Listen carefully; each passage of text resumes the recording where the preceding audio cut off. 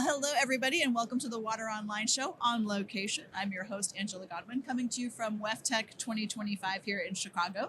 Joining me today is my guest, Rick Bacon with Aqua Metrology Systems, or AMS, as everybody knows it. And I want to welcome you back, Rick. Great to be here. You know, we caught up at AWWA a few months ago, and you brought us some really incredible breakthrough technology to talk about, and you're doing it again.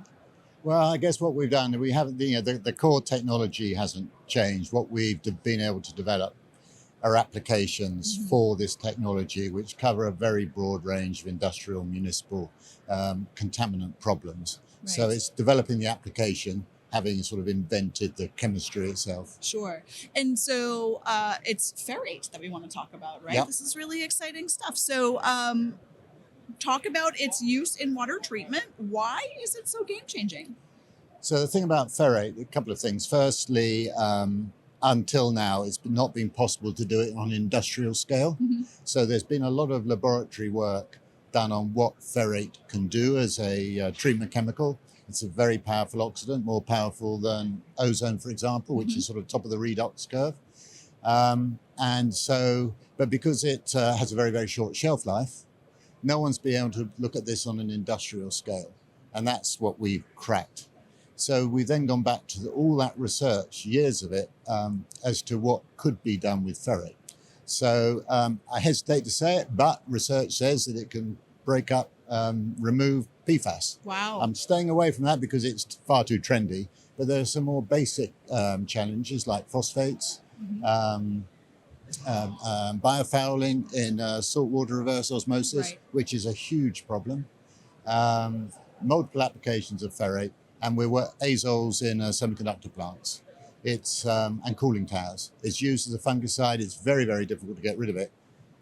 We are showing that we can actually destroy azoles, which is a huge advantage for the semiconductor industry. That's incredible. Really versatile. Yeah. Right? Oh my gosh, that's great. So it's one thing to understand the chemistry behind Ferrate, but making it work in real world systems, as you kind of alluded to, you got to spend a lot of time and resources to figure that Exactly. out, right? So let's talk about how AMS is really changing the tables on that. So, as I said, it's a chemical that has very, very short shelf life. So up until now, what people would have done is sort of build a mini generator, because this is done by electrolysis, and install it wherever someone had an interest, make the Ferrate and apply it.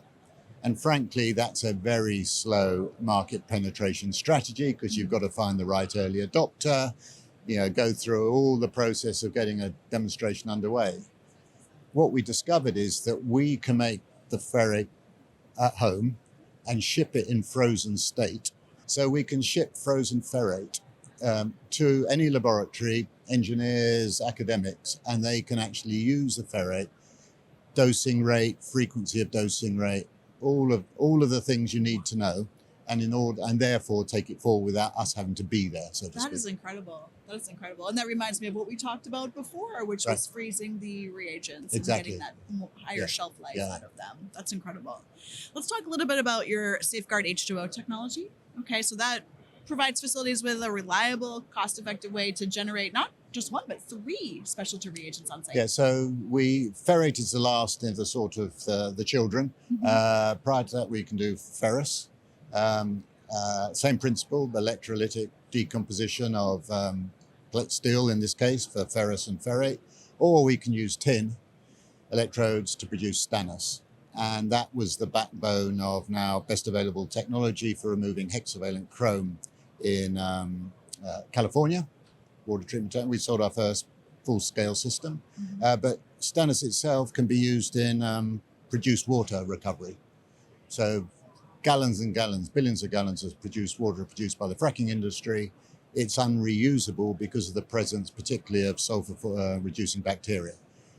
Stannous eliminates that and suppresses it. So now produced water can be reused either for the fracking process, which eliminates needing to use fresh water from the aquifer, or it can be used for irrigation reuse. So again, same principle, produce the reagents on site, deliver them on demand, and do the job. That is incredible. Really turning that, effluent into something that can be used again. Exactly. Which is huge.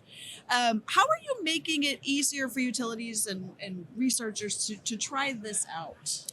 So that's to the point of, if we had to put a generator everywhere, Right. an electrolyzer, if you like, of these metals, steel and tin, it's a very slow process. Sure. And we just don't, we don't have the resources, and I don't know who out there wants to try it, but they can come knocking and we will deliver the reagents to them, and then they can do their chemistry as much as they want. Wow. And it's a bit like, it must have been like that in the early days of chlorine or ferric chloride, right? It was made available and then people picked it up. It wasn't the chlorine manufacturer or the ferric chloride who went out there looking for the market. The market came to them when the people knew it was available. And it's applying that same sort of principle. Interesting. Yeah, that's great. That's awesome.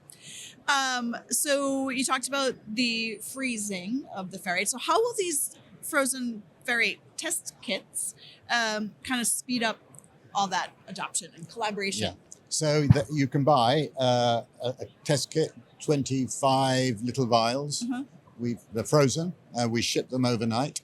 And then the person on the other end is kept in a cold chain. Person on the other end uses them as they want, keeps them in the freezer, takes them out when they need, and off they go.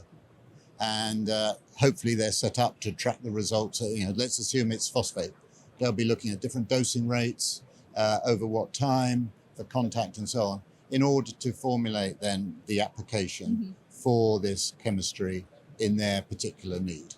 And as I say, the range is broad.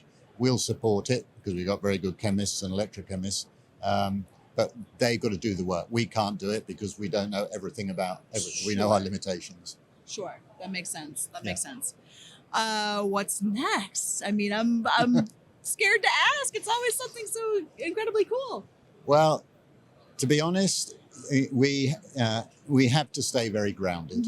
And our mission from day one has been to widen access to safe drinking water and reduce the impact of our industry, the water industry, on the environment. Everyone thinks about the water industry being exposed to the environment, but actually it's a huge greenhouse gas emitter. And all of our technologies both reduce the cost of doing water treatment, the chemicals we just talked about, the instrumentation, which is where we were born. They all reduce the cost of water treatment by reducing the use of chemicals or energy, or replacing inefficient chemicals, in the case of ferrate, with ferrate. And in doing so, we're actually reducing greenhouse gas emissions. So for a given amount of water production or water treatment, we're doing it more efficiently, which is an economic incentive, but at the same time, we're ensuring that that water is treated with less emissions than it would have been with legacy technologies. And that, to be very honest, is the message we have to get over, because between us and the client are quite often consulting engineers, and we need them on our side because they're the prescriptors, it's not us. So they need to be aware of these advantages and telling their clients, look, there's some cost-saving advantages, but actually you can do some environmental good at the same time. And so it's sort of sticking to our knitting and really staying very focused on that message. Well, that's great. That's awesome. I wish you all the best of luck with that. Thanks. Well, but we'll see where we are in 4 months' time when something else will have popped up. I'm sure. I'm going to be looking forward to hopefully getting to chat with you again at the next event and finding out what that is. Great. In the meantime, though, if our viewers want to learn more about AMS, where would you send them? So info@ams-h2o.com or me, R. Bacon, at ams-h2o.com. Excellent. That's to reach out via email and then a website. Yeah, www.ams-h2o.com. Perfect. Excellent. Rick, thank you so much for coming by. Always really enjoy chatting with you and catching up, and I'm never disappointed in what you have in store. So. Thank you so much for the opportunity. All right. Well, thank you. And thanks to all of you for tuning in. This has been the Water Online Show on location. My name is Angela Godwin.